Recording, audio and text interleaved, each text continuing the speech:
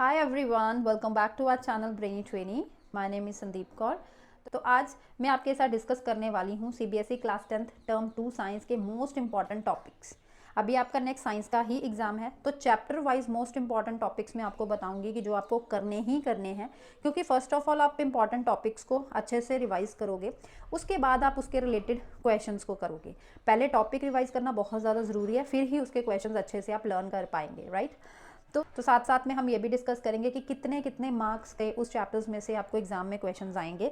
तो वीडियो को अंत तक जरूर देखना, बिकॉज इस वक्त पे अगर आप अनइम्पॉर्टेंट चीज़ें करते रहोगे, आपके पास टाइम बहुत कम है, तो उससे आपका टाइम बहुत ज़्यादा वेस्ट होगा। तो बेटर है कि आप इंपॉर्टेंट चीज़ें ही पकड़ो, जिससे आप पूरा 100% पेपर अटैम्प्ट कर सकते हो। ठीक है, तो वीडियो को अंत तक जरूर देखना। सबसे पहले हम आते हैं केमिस्ट्री पे, कार्बन एंड इट्स कंपाउंड्स। अब देखो, carbon and it's compounds chapter number 4 है और पीरियोडिक क्लासिफिकेशन चैप्टर नंबर 5 है। ये दोनों चैप्टर्स केमिस्ट्री के हैं और जो आपको टोटल 10 मार्क्स में आएंगे। ठीक है, इन दोनों चैप्टर्स में क्वेश्चंस आएंगे जितने भी, वो 10 मार्क्स के होंगे। तो सबसे पहले आपको जो टॉपिक करना है कार्बन एंड इट्स कंपाउंड्स में, वो बॉन्डिंग इन कार्बन का करना है, the covalent bond, very important. ठीक है, उसके बाद इलेक्ट्रॉन डॉट स्ट्रक्चर। अब electron dot structure, dot structure बहुत इंपॉर्टेंट है, इसमें से एक क्वेश्चन तो पक्का आएगा ही आएगा। जैसे इथेन का हो गया, मिथेन का, बेंजीन का, ये सब आपके एनसीईआरटी बुक्स में अवेलेबल है, तो बहुत इंपॉर्टेंट है। इलेक्ट्रॉन डॉट स्ट्रक्चर बनाना सीख लो। ठीक है, single bond between 2 hydrogen atoms का, जो आपके बुक में फिगर 4.1 एंड 4.2 है, very important. Double bond between 2 oxygen atoms, triple bond between 2 nitrogen atoms, तो इन सबको आपको बनाना आना चाहिए।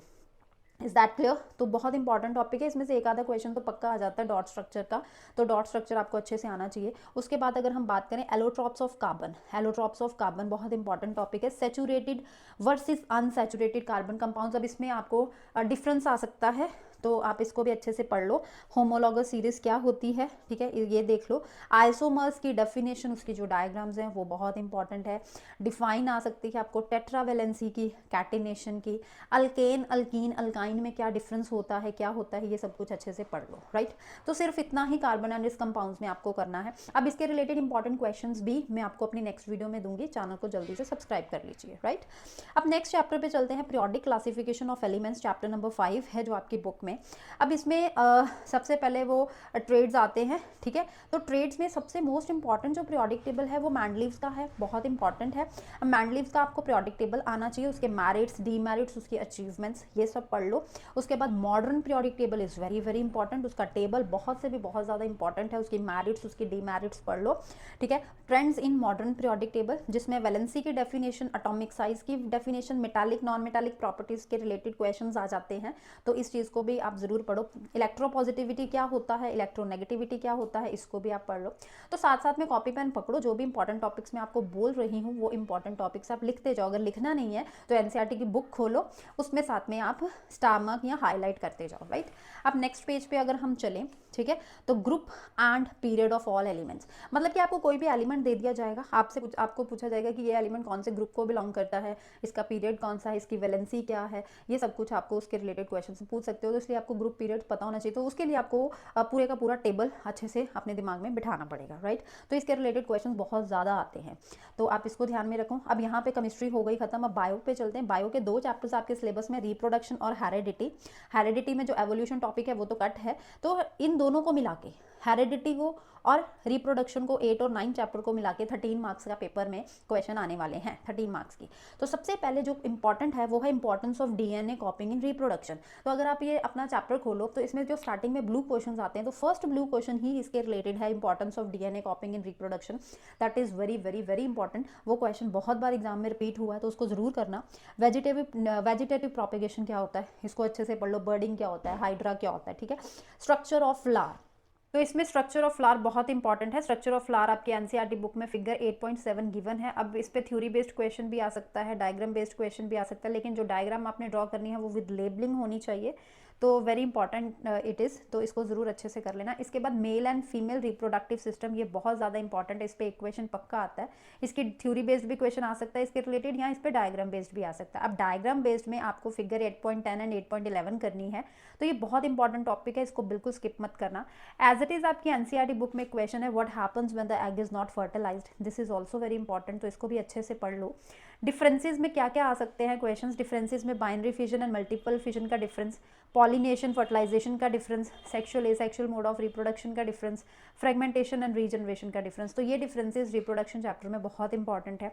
इसके अलावा आप डबल फर्टिलाइजेशन को अच्छे से कर लेना। डायग्राम्स में जो भी आपको करना है, डायग्राम्स कौन कौन सी आपको अच्छे से आनी चाहिए, बाइनरी फिजन इन अमीबा जो फिगर 8.1a है आपके एनसीईआरटी बुक पे, binary fission in leishmania figure 8.1b है, multiple fission in plasmodium figure 8.2, structure of flower मैं ऑलरेडी बता चुकी हूँ figure 8.7, germination of pollen on stigma figure 8.8, male reproductive system figure 8.10 है और female reproductive system figure 8.11।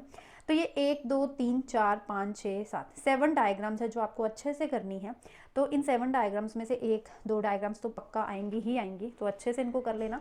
Next है change in puberty. अब change in puberty पे question बहुत इंपॉर्टेंट है। इसके अलावा मेंसुरेशन पे क्वेश्चन आ सकते हैं, उसको भी अच्छे से पढ़ लेना। डायग्राम मैं फिर से कह रही हूँ बिल्कुल मत छोड़ना, क्योंकि डायग्राम के फ्री के नंबर होते हैं, ठीक है। क्योंकि जैसे अगर आपने अच्छे से पेंसिल से अगर डायग्राम ड्रॉ की होगी और उसको अच्छे से लेबलिंग किया होगा तो उसके फुल में से फुल मार्क्स आपको मिलेंगे। तो वो तो बिल्कुल मत छोड़ना। ओनली 7 डायग्राम्स आर देयर जो आपको अच्छे से करनी है। उसके बाद नेक्स्ट चैप्टर पे आते हैं हेरिडिटी एंड एवोल्यूशन, जिसमें एवोल्यूशन डिलीटेड है, आपको सिर्फ हेरिडिटी टॉपिक पढ़ना है। हेरिडिटी टॉपिक में डिफरेंस आ सकता है इनहेरिटेड एंड एक्वायर्ड ट्रेट्स का, Mendel's his work on inheritance, why did Mendel choose pea plant, ये बहुत इंपॉर्टेंट क्वेश्चन है। सेक्स डिटर्मिनेशन पे एक क्वेश्चन पक्का आता है, ठीक है। इस पे एक जो डायग्राम भी है वो भी आप कर सकते हो। लॉज ऑफ जेनेटिक्स को पढ़ लेना। तो ये आपका बायो का कंप्लीट हो गया 2 chapters.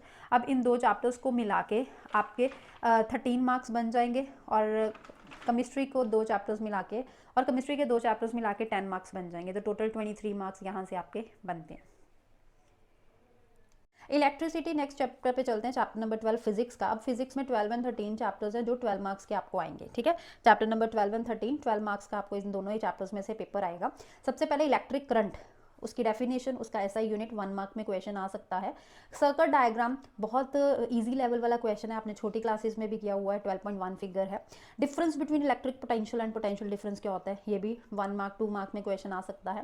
Symbols in circuit diagrams में 12.1 है, that is as it is exam में तो ये क्वेश्चन नहीं आता, लेकिन ये है कि न्यूमेरिकल्स जो आते हैं इलेक्ट्रिसिटी में उसमें जो डायग्राम्स गिवन होती हैं सर्किट डायग्राम्स, तो उनकी नॉलेज आपको तभी होगी अगर आपको ये सिंबल्स पता होंगे। Ohm's law is very important. Ohm's law में एक क्वेश्चन तो पक्का आएगा ही आएगा।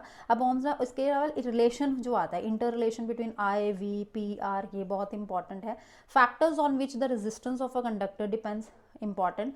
Factors affecting resistor of a conductor, very important. Series and parallel combination बहुत इंपॉर्टेंट है। इसके रिलेटेड न्यूमेरिकल्स पक्का एक आधा न्यूमेरिकल इसमें से आएगा ही आएगा डेफिनेटली। तो ये इलेक्ट्रिसिटी में आपको अच्छे से पढ़ना है। उसके बाद चलते हैं magnetic effects of electric current, chapter number 13।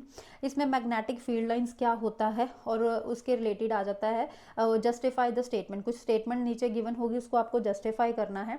Magnetic field line की डेफिनेशन, जैसे what are magnetic field lines and justify the following statement. अब फॉलोइंग स्टेटमेंट में जैसे ये क्वेश्चन आ गया, 2 magnetic field lines never intersect each other, justify this statement. यहाँ आ गया magnetic field lines are closed curves, justify this statement. तो इस तरह का क्वेश्चन ए बी पार्ट्स में आ जाता है। तो 3 मार्क्स का 2 मार्क्स का क्वेश्चन ये आ सकता है। Right hand thumb rule, Fleming's left hand rule, Fleming's right hand rule. अब मैग्नेटिक फील्ड का सबसे इंपॉर्टेंट टॉपिक क्या है, दैट इज सोलेनॉइड।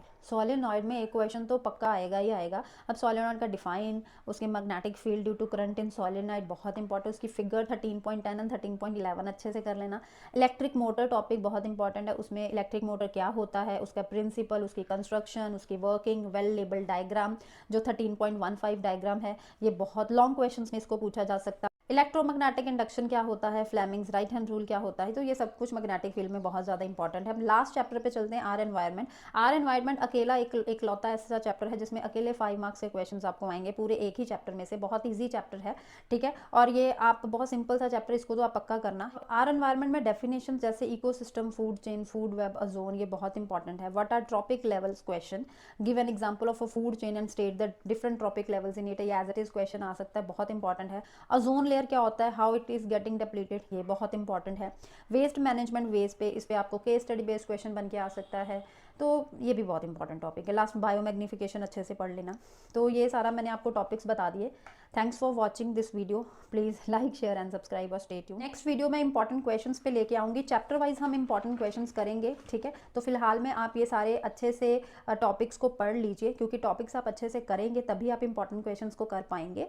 तो अभी आपको अगर कोई टॉपिक इसमें से नहीं आता समझ में, तो बहुत सारे यूट्यूब में ऐसे चैनल्स हैं जो अच्छे से समझाते हैं, तो आप उस चैनल को देख कर, उस वीडियो को देख कर आप टॉपिक को समझ सकते हैं।